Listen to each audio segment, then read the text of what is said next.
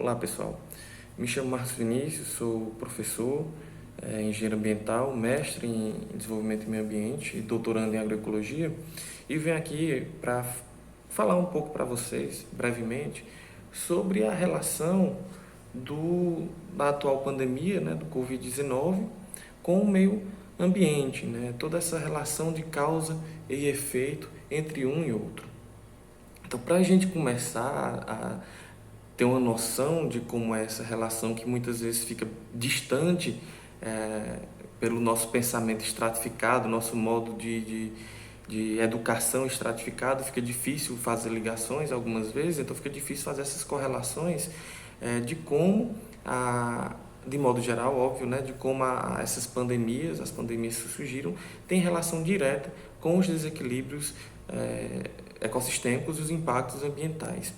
Então, dessa forma, é importante a gente pensar primeiro nas hipóteses de como surgiu esse vírus, né? Esse vírus ele surge, tem algumas hipóteses de como ele surgiu, né? Existem mais dúvidas do que certezas por ser um vírus novo, então tem muita coisa a se descobrir. Então, as hipóteses de como ele surgiu é por conta de uma mutação que aconteceu do vírus que estava presente no morcego, e aí ele passa por um hospedeiro que tem esse salto para poder afetar os seres humanos, ele se adaptar e conseguir infectar os seres humanos, né? Então, é importante a gente ressaltar aqui já que o vírus sempre esteve presente na natureza e ele não era capaz de nos infectar. Foi preciso acontecer uma mutação para que a gente pudesse sofrer diretamente as consequências desse vírus. Então, ainda tem muitas dúvidas de qual foi o animal, se foi o pangolim ou se teve o pangolim, passou para outro animal para poder se adaptar, para poder ter essa mutação. Então, existem muitas dúvidas sobre isso. Porém, existe uma certeza de que o vírus ele surge de uma relação entre a sociedade e natureza predatória, de uma relação antropocêntrica, onde o homem domina a natureza e causa esses desequilíbrios ambientais que vêm só com consequências, não consequências ecológicas em si, mas com consequências de saúde pública, consequências de condições da vida humana, né? Então é importante a gente destacar que o problema não é o homem em si, mas a forma como ele se relaciona com a natureza, como a sociedade mantém suas relações de produção com a natureza. Então a gente tem um modelo econômico, um capitalismo predatório que é fundamentado único e exclusivamente na retirada de insumos, na retirada de materiais da natureza para a sua produção, sem repor tudo isso, tudo aquilo que é retirado, né? E isso vai contra todas as leis fundamentais da natureza. Se a gente pegar que tudo é ciclo, que cada nutriente que está presente na natureza, ele fica de forma cíclica na natureza. Se a gente passa só a extrair, vai acontecer problemas com isso, né? E diante de todos os tipos de vírus que surgiram, né, que viraram epidemia, a grande maioria, surge exatamente dessa relação do homem com a natureza. Por exemplo, a SARS, que é um tipo de coronavírus muito próximo, muito parecido com o Covid-19, né? Até o nome do Covid é SARS-CoV-2,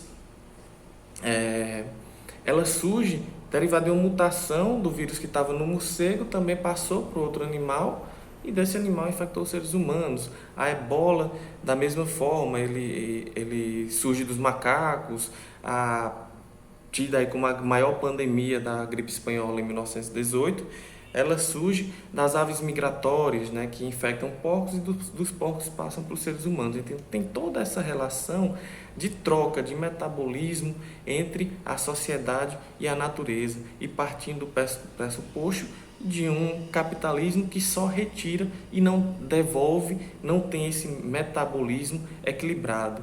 Então, dentro dessa perspectiva, é o que os ecossocialistas vão chamar de falha metabólica, falha metabólica irreparável, né? Cunhado aí pelo Foster, ele faz uma leitura ecológica em cima do que Marx diz, né? Então, é muito característico nos escritos de Marx ele falar dessa troca entre o homem e a terra, entre o homem e a natureza. E aí surge esse conceito de falha metabólica, que é exatamente uma falha nessa troca. A gente tem apenas a retirada de materiais por um sistema que só pensa a natureza como recurso e só pensa os seres humanos como mão de obra, como força de trabalho, né? Então, essa troca, não é cíclica, ela não é igual, ela é desigual, ela é desequilibrada, melhor falando. Isso gera consequências ao meio ambiente. Então, fica muito característico quando a gente vê que tudo que é retirado para produção e consumo, ela é retirada da natureza e é devolvido na forma de resíduo, na forma de lixo. Então, se a gente pegar, por exemplo, a fabricação de um celular, se retira muita matéria-prima da natureza, né? Muitas matérias que não são renováveis também, retira, você usa, degrada e joga novamente na natureza na forma de resíduo, na forma de lixo. Se a gente pegar a captação de água, isso se reflete também, essa falha metabólica, na relação entre o campo e a cidade, nessa dicotomia entre o campo e a cidade. Então, por exemplo, na produção de alimentos, a gente não sabe como é que é produzida a carne que a gente come, o arroz que a gente come, não sabe as consequências do tipo de produção que é feita daquela forma. Então, gera um distanciamento entre a sociedade que vive na cidade e as pessoas que vivem no campo, uma dicotomia. E isso fica muito claro quando, por exemplo, vou tentar dar outro exemplo mais prático, mais fácil de ver.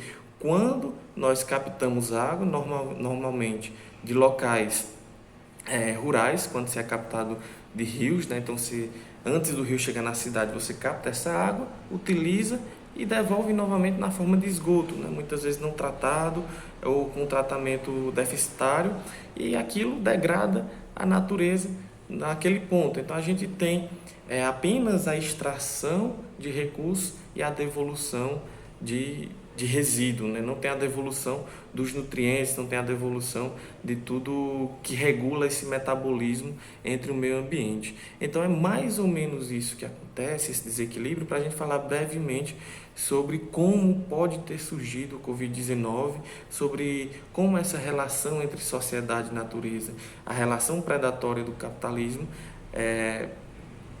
tem uma culpa importantíssima no surgimento dessas novas doenças, principalmente essas novas doenças derivadas da natureza, de contaminação por animais, né? Então, e aí, se falando de uma perspectiva de mudança de produção, como eu falei da agricultura, a gente teria a agroecologia.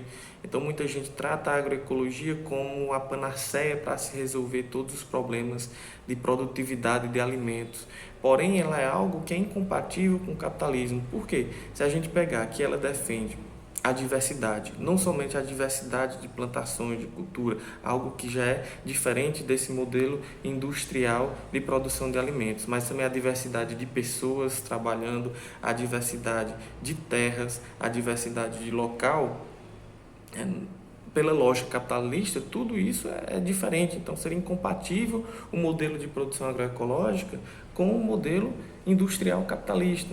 Então, eu acho, na minha opinião, que é importante a gente tirar um pouco da cabeça que somente a agroecologia resolveria os problemas, né? Então, a gente tem um sistema que dificulta a implantação de uma produção de alimentos sustentável.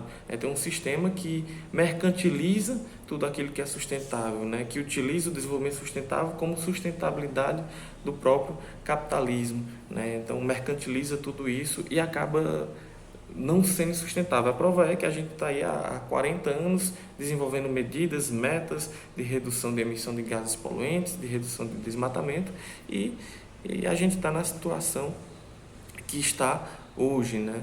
Então, nessa perspectiva, para encerrar brevemente, cabe a reflexão, né? Muito se fala em voltar à normalidade, mas voltar a que normalidade? A normalidade que nos trouxe até aqui, a voltar às condições de vivência anteriores a essa pandemia, que nos trouxe a essa devastação, se a gente voltar à normalidade, a consequência são desastres semelhantes ao que está acontecendo agora, né? Então, é um pouco disso que eu queria passar brevemente para vocês. E estamos aí, né?